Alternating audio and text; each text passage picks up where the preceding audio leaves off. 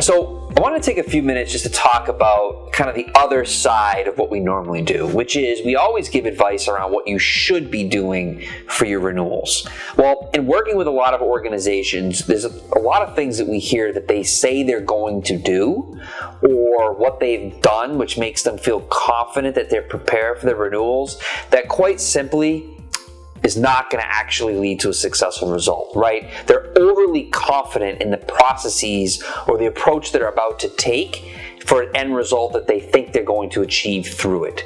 So let's give some examples of what are those things. What are the things that are not going to work or not be as effective as perhaps you think they're going to be as you look to work on your renewal? Renewals with Microsoft, Salesforce, ServiceNow, Workday, you pick your favorite vendor. It applies to all of them. The first thing that we hear all the time is, well, hey, listen, we have a process in place. Every time we have a renewal, we get ready about 3 months before that renewal. We start to engage the vendor. So first of all, it's already a problem. If you're thinking you're going to spend 3 months before the renewal to negotiate effectively to improve or to enhance or to right-size your relationship, you will fail. There's not enough time to do it within that window. At least not the way that we've seen organizations take in terms of an approach. This leads me to my second point, which is this reliance on this executive level relationship that they believe they have in place. So what do I mean by that? It's absolutely important to have executive level relationships, and you have to lean on them, and they're important.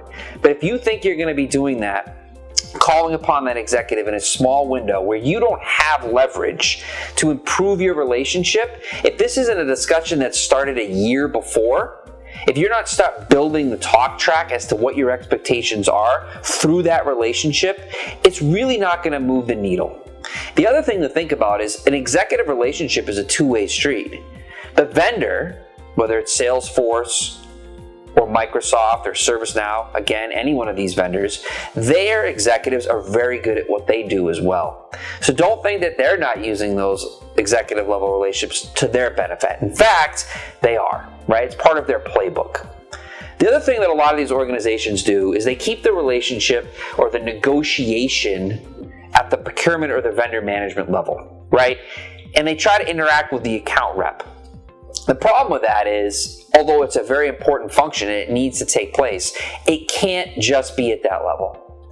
There has to be a unified message, right? You have to have CIO, VP of IT, executive level sponsorship from the business. They need to all be involved. And again, you can't do this in 3 months. You need to have that process starting much earlier as part leading up to your renewal.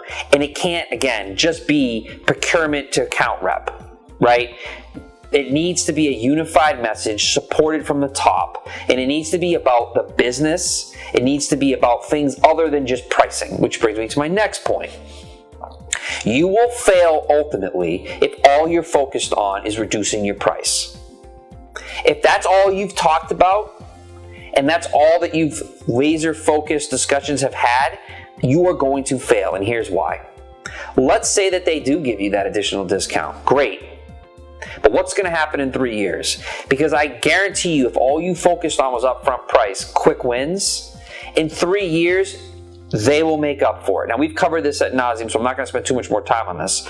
But if you think that that's a good approach to laser in on pricing and then clean up things, as I hear, at the end, you're going to fail. The other part to this that you have to remember is we hear far too often this idea that, hey, we're going to introduce a competitive environment, or we're going to mention Google to Microsoft, or we're going to mention the ability to move to a different vendor. Well, here's the problem with that. Especially if you think you're going to do that in 3 months. It's going to fall on deaf ears because you cannot do what you say you're going to do. Right? That is not leverage if it's not real.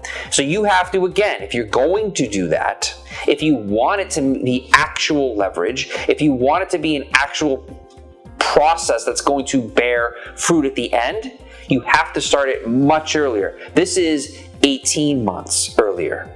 Right? This is a year earlier. You have to start bringing in these vendors. You have to start evaluating the situation. You can't just simply say, especially if it's coming from procurement, You can't simply say, hey, we're going to go to an alternative product.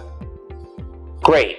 When? How? Does it have buy-in? Because the vendors all know the answers to those questions. And most often it is, you cannot do this. So we will listen, but you're not going to get the needle to move.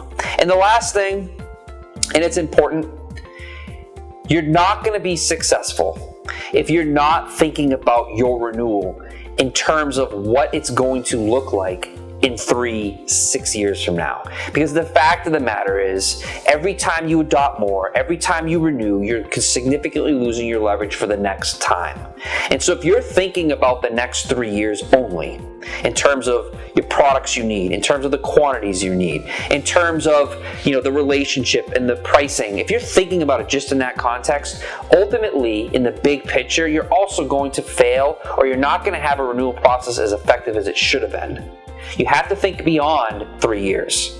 And this thinking needs to be communicated very early in the process to get the vendor to understand that they shouldn't be thinking about it. They should be following your lead. You should lead them to think more strategically, which is, it's not 1 year, 2 or 3, it's 6, 7, 8, and 9.